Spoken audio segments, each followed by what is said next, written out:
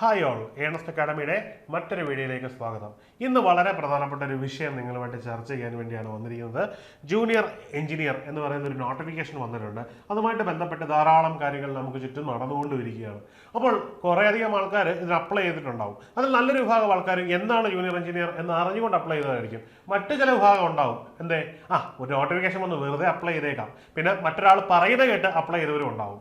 പിന്നെ ഇനി അപ്ലൈ ചെയ്യാൻ പോകുന്നവരുണ്ട്. എനിക്ക് യോഗ്യതയുണ്ട്, അതുകൊണ്ട് ഞാനൊന്ന് അപ്ലൈ ചെയ്തേക്കാം എന്ന് കരുതുന്നത്. പക്ഷേ അങ്ങനെ അപ്ലൈ ചെയ്യേണ്ട ഒന്നാണോ ജൂനിയർ എഞ്ചിനീയർ? അല്ല. ജൂനിയർ എഞ്ചിനീയർ JEE എന്നത് റെയിൽവേയിലെ one of the most prestigious post ആണ്.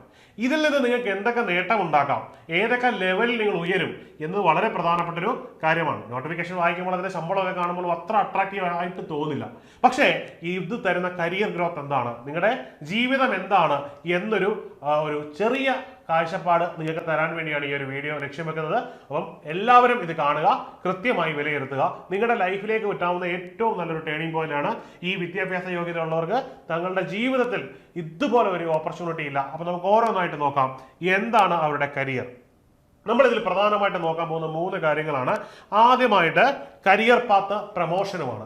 ഏതൊരു വ്യക്തിയും ആദ്യം ഓർക്കേണ്ടത് തൻ്റെ ലൈഫിലൂടെ ഏതൊരു പൊസിഷൻ അക്യൂർ ചെയ്യുമ്പോഴും ഏതൊക്കെ പദവികളിൽ എത്താൻ പറ്റും, ജീവിതത്തിന്റെ പല ലെവൽസിൽ എത്താൻ പറ്റും എന്ന് ആദ്യം മനസ്സിലാക്കണം.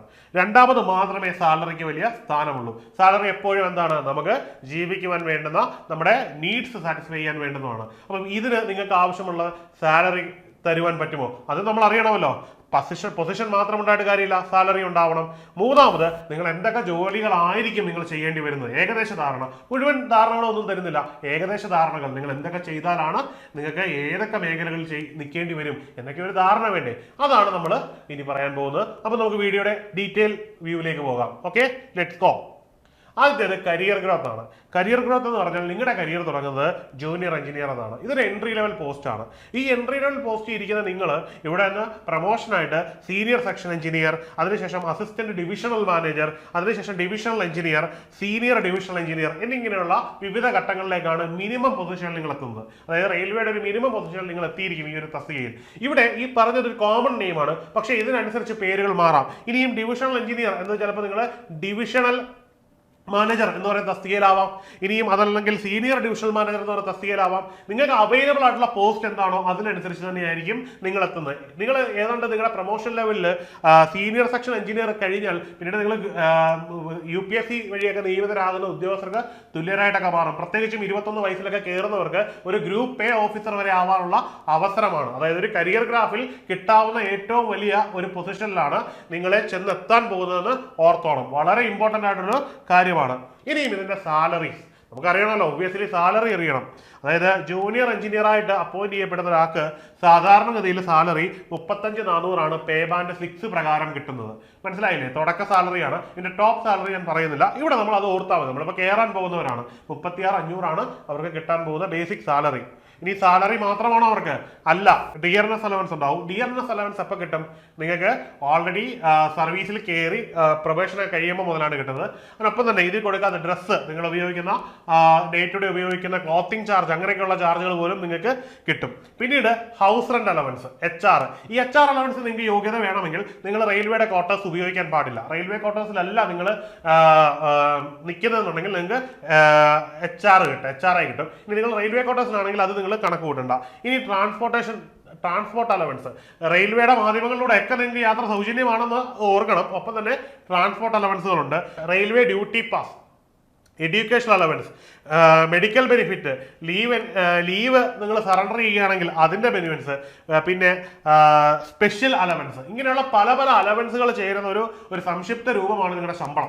ഓർത്തു വെക്കണം. അതായത് നിങ്ങളുടെ ഡിയർനെസ് അലവൻസ് എന്ന് പറഞ്ഞാൽ വളരെ വലിയൊരു എമൗണ്ട് ഉണ്ടാവും. പിന്നെ നിങ്ങൾക്ക് തൊടുന്നതിനും പിടിക്കുന്നതിനും ഒക്കെ അലവൻസ് ആണ്. റെയിൽവേയെ സംബന്ധിച്ചിടത്തോളം എക്സ്ട്രാ ബെനിഫിറ്റ്സുകൾ ഞാൻ പറഞ്ഞല്ലോ, ക്ലോത്തിങ്ങിന് വരെ നിങ്ങൾ ഏതെങ്കിലും പർപ്പസിന് പോവുകയാണെങ്കിൽ അതിന് വരെ എന്ത് തരുന്നുണ്ട്? അവർ പലതരത്തിലുള്ള അലവൻസുകൾ തരുന്നുണ്ട്. നിങ്ങൾ സർവീസിൽ കയറുമ്പോൾ മാത്രമാണ് ഈ ഒരു പാരഫെയിലിയെ പറ്റി അറിയുന്നത്. ഇനിയും അടുത്തതാണ് നിങ്ങളുടെ സ്ട്രക്ചർ. ഒരു ഇൻകത്തിന്റെ സ്ട്രക്ചറാണ് കാണിച്ചു തരുന്നത്. ഒരു ബേസിക് ഇതാണ്. നിങ്ങളുടെ കയ്യിൽ എത്ര കിട്ടും? നമ്മൾ ബേസിക് പേയെ പറ്റി നമ്മൾ അറിയാറുണ്ട് അല്ലെ? ബേസിക് പേ മാത്രം അറിഞ്ഞാൽ പോരാലോ. ഇവിടെ 36,500 ബേസിക് പേ പറയുന്നത്. ഏറെക്കുറെ 36,500 ബേസിക് പേ പറയുന്നത്. അതിന്റെ DA വരും 11,315. HRA വരും 9,855. അങ്ങനെ ഏറെക്കുറെ എല്ലാം കൂടെ കണക്ക് കൂട്ടി കഴിയുമ്പോൾ നിങ്ങളുടെ ഹാൻഡിൽ എത്ര വരും? ഏതാണ്ട് 55ഓളം രൂപ നിങ്ങളുടെ സാലറി ആയിട്ട് കൗണ്ട് ചെയ്യും. എങ്കിലും ഇതിന് കുറച്ച് പിടുത്തങ്ങളൊക്കെ മാറി കഴിയുമ്പോൾ നിങ്ങൾക്ക് ഏതാണ്ട് 50,000-അടുത്ത് തുക നിങ്ങൾക്ക് എന്ത് കിട്ടും? നിങ്ങൾക്ക് സാലറി ആയിട്ട് കിട്ടും എന്ന് ഓർക്കുക. ഏതാണ് 50,000-അടുത്ത് സാലറി ആയിട്ട് കിട്ടും എന്നുള്ളത് വളരെ പ്രധാനപ്പെട്ട ഒരു ഇമ്പോർട്ടൻറ്റ് ഇൻഫർമേഷൻ ആണ്. ഏതാണ്ട് ഒരു ബിടെക് കഴിഞ്ഞ് ഇറങ്ങുന്ന ഒരാളെ സംബന്ധിച്ചിടത്തോളം കിട്ടാവുന്ന ഒരു വലിയ തുക തന്നെയാണ്. അപ്പോൾ മറക്കരുത്, ഇതിന്റെ ആദ്യത്തെ ലെവലാണ് ഞാൻ പറഞ്ഞത്. നിങ്ങൾക്ക് കയ്യിലേക്ക് കിട്ടുന്ന സാലറി കേസാണ്. പൊസിഷൻ ഒരിടത്ത്, സാലറി വേറൊരിടത്ത്. അടുത്തതാണ് ഇതിന്റെ ജോബ് പ്രൊഫൈൽ. നിങ്ങൾ എന്തൊക്കെ രീതിയിലുള്ള റെസ്പോൺസിബിലിറ്റീസ് ഇവിടെ ചെയ്യേണ്ടി വരുമെന്ന് വളരെ ഇമ്പോർട്ടൻ്റ് ആയിട്ടൊരു കാര്യമാണ്. ജസ്റ്റ് ഒന്ന് ഓർത്തിരിക്കാം. അതിൽ പ്രധാനമായിട്ടും നിങ്ങൾ പ്രോജക്റ്റ് എക്സിക്യൂഷനിലാവും നിയമിതരാകുന്നത്, അല്ലെന്നുണ്ടെങ്കിൽ മെയിൻ്റനൻസ് ആൻഡ് ഇൻസ്പെക്ഷൻ വിഭാഗത്തിലായിരിക്കും, പ്ലാനിങ് ആൻഡ് ഡിസൈൻ സെക്ഷനിലായിരിക്കാം, ഇനി കോർഡിനേഷൻ വിത്ത് ടീംസ് ആവാം, ഡോക്യുമെന്റേഷൻ ആൻഡ് റിപ്പോർട്ടിംഗ് ആവാം. ഇങ്ങനെ വിഭിന്നങ്ങളായിട്ടുള്ള മേഖലകളിൽ എവിടെ വേണമെങ്കിലും എന്താവാം, നിങ്ങൾക്ക് പോസ്റ്റിംഗ് കിട്ടാനുള്ള സാധ്യതയുണ്ട്. അപ്പോൾ നിങ്ങളെ സംബന്ധിച്ചിടത്തോളം നിങ്ങളുടെ കരിയറിൽ കിട്ടാവുന്ന ഏറ്റവും നല്ലൊരു ഓപ്പർച്യൂണിറ്റിയാണ്. എന്തെല്ലാം ബെനിഫിറ്റ്സ് ആണ് റെയിൽവേ നിങ്ങൾക്ക് പ്രൊവൈഡ് ചെയ്തെന്ന് ഓർക്കണം.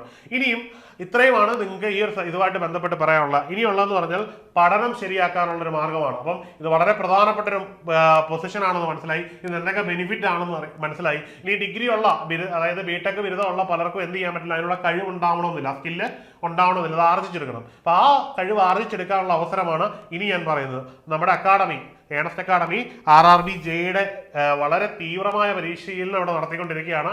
ഇനി തുടങ്ങിയാൽ പോലും നിങ്ങൾക്ക് എന്ത് ചെയ്യാം, ഈ പരീക്ഷ ക്രാക്ക് ചെയ്യാം. കാരണം ഡേറ്റ് ഒക്കെ വരാൻ പോകുന്നേ ഉള്ളൂ. കൃത്യമായൊരു ചിട്ടയോട് കൂടിയുള്ള പ്രിപ്പറേഷൻ ഉണ്ടെങ്കിൽ നിങ്ങൾക്ക് ഈ പരീക്ഷ വളരെ നിസ്സാരമായിട്ട് ക്രാക്ക് ചെയ്യാൻ പറ്റും. ഇതുപോലൊരു വലിയ പ്രൊഫൈലിൽ എത്താൻ പറ്റും. പ്രത്യേകിച്ചും ബിടെക് കഴിഞ്ഞ ഉടൻ തന്നെ നിങ്ങൾ തുടങ്ങുകയാണെങ്കിൽ നിങ്ങളുടെ നല്ല പ്രായത്തിൽ തന്നെ എന്ത് ചെയ്യാൻ പറ്റും, ഈ സർവീസിൽ കയറാൻ പറ്റും, ഉയർന്ന പദവികളിൽ എത്താൻ പറ്റും. അപ്പോൾ എന്ത് ചെയ്യുക, നിങ്ങൾ അതിനായിട്ട് വളരെ ശക്തമായ പ്രിപ്പറേഷൻ തുടങ്ങുക. അതിനുവേണ്ടി എന്ത് ചെയ്യുക, നമ്മുടെ ഇൻസ്റ്റിറ്റ്യൂട്ടുമായിട്ട് ബന്ധപ്പെടുക. നമ്മുടെ ഇൻസ്റ്റിറ്റ്യൂട്ടിന്റെ ഫുൾ ഡീറ്റെയിൽസ് താഴെയുള്ള ഗൂഗിൾ ഫോമിൽ ഉണ്ടാവും. നമ്മുടെ ക്ലാസ്സിന്റെ പ്രത്യേകതയൊക്കെ അറിയാമല്ലോ. നമ്മുടെ ക്ലാസ് എന്താണ്, ലൈവ് ആൻഡ് റെക്കോർഡിംഗ് ആണ്. നിങ്ങൾക്ക് ലൈവ് മെന്ററിംഗ് ഉണ്ടാവും. എന്ത് ഡൗട്ട്സും ക്ലിയർ ചെയ്യാനുള്ള സെഷൻസ് നമ്മൾ സെപ്പറേറ്റ് തരുന്നുണ്ടാവും. ഇനി മോക്ക് മോഡൽ ടെസ്റ്റുകൾ എല്ലാ ദിവസവും കണ്ടക്ട് ചെയ്യുന്നുണ്ട്. മാത്രമല്ല കൃത്യമായിട്ടുള്ള മെന്റർഷിപ്സ് തരുന്നുണ്ട്. ആരൊക്കെയാണ് തരുന്നത്? മെന്റർഷിപ്പ് തരുന്നതിന് വേണ്ടി സർവീസ് ക്ലിയർ ചെയ്തവർക്ക് പോലും, അതായത് ജൂനിയർ എഞ്ചിനീയർ എക്സാം പാസ് ആയവർ തന്നെ നിങ്ങൾക്ക് കൃത്യമായ ഗൈഡൻസും മെന്ററിങ്ങും നമ്മൾ അറേഞ്ച് ചെയ്ത് തരുന്നുണ്ട്. അത്ര കൃത്യമായിട്ടാണ് നമ്മൾ നമ്മുടെ ഈ ഒരു മേഖല മുമ്പോട്ട് കൊണ്ടുവന്നത്. അതുകൊണ്ട് തന്നെ നമുക്ക് അനവധി റിസൾട്ട് ഈ മേഖലയിൽ ഉണ്ടാക്കാൻ പറ്റി എന്നുള്ളത് ഞങ്ങൾ അഭിമാനപൂർവ്വം തന്നെ നിങ്ങളോട് പറയുകയാണ്. അപ്പോൾ വൈകണ്ട, ഒരു വലിയ കരിയർ, മികച്ച കരിയർ നിങ്ങളെ കാത്തിരിപ്പുണ്ട്. അതിനുവേണ്ടി എന്ത് ചെയ്യുക, നിങ്ങൾ വരിക, പങ്കെടുക്കുക, ഈ ക്ലാസ്സിൽ ചേർന്ന് നിങ്ങളുടെ ഒരു കരിയർ ബ്രൈറ്റ് ആക്കി മാറ്റുക. അപ്പോൾ മറ്റൊരു വീഡിയോ ആയിട്ട് കാണാം. Good bye.